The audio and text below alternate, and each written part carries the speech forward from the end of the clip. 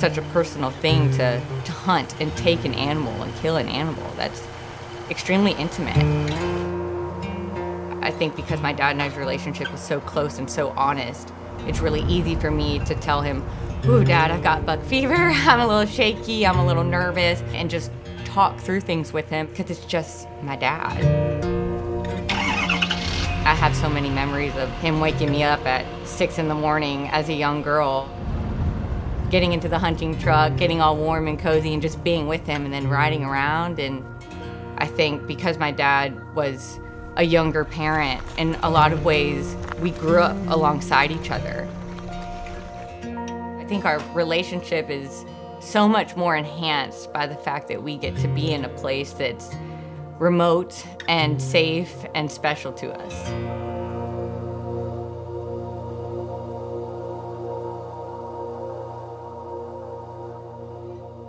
The Jones family has been living on this ranch since the late 1890s, and that includes all of my dad and his previous relatives.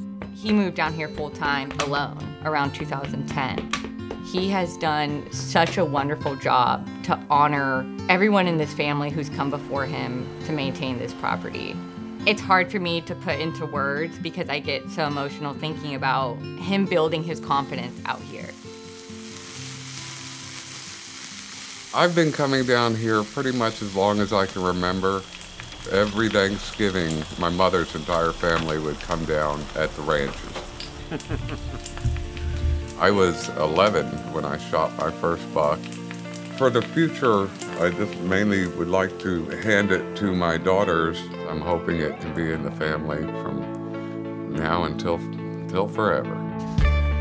Coming down to the ranch when my daughters were young, they loved it down here and they were always so excited. And of course, Anna just took to hunting right away and was eager to shoot her first deer as soon as the opportunity arose.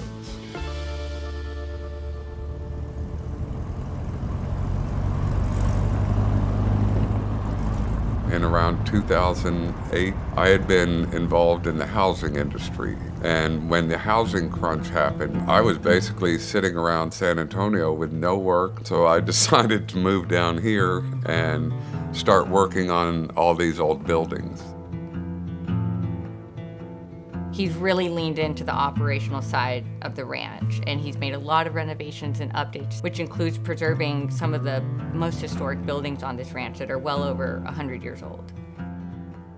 Alta Vista Ranch was the original headquarters of W.W. Jones, my great-great-grandfather, and he came down here and founded the ranches in the 1890s.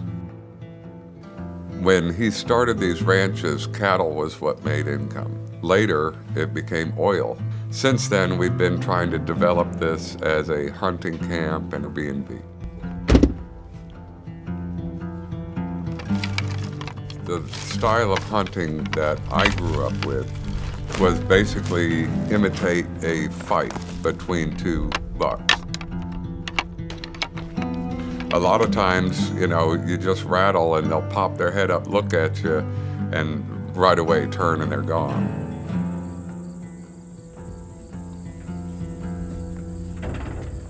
Where is he? You'll see him.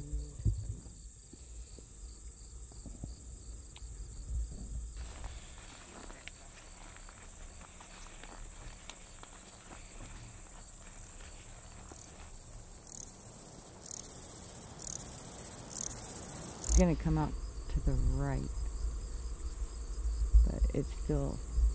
No, that's a good mature buck. Yeah. I've been hunting for the right buck for about 4 years now, but that's mostly because I'm picky and I want to take something that I'm truly interested in and proud of. Well, he's got a few years on him. He looks like he's probably old enough. Yeah, he's a great buck. He is pretty. It's not quite what I'm looking for. I've had 17 perfect shots. He's just standing there, but he just doesn't feel like mine. And gosh, even still, it makes you get buck fever. Just looking at something that beautiful. I think there's something incredibly poetic about the difficulty and harshness of this land, and that the animals here are perfectly adapted to it. Even in all of that roughness and the mesquite and the cactus, there's this elegance about South Texas and the animals that are here. Taking an animal isn't just about having a pair of antlers on your wall. It's thanking the animal. It's being grateful to the land that you're on. This property is a real opportunity to connect with the land and connect with my family. I mean, there's 7 generations of blood, sweat, and tears into this place. We can continue the legacy of everyone who came before us. I'm Anna Avery, and I'm a 7th generation Texan.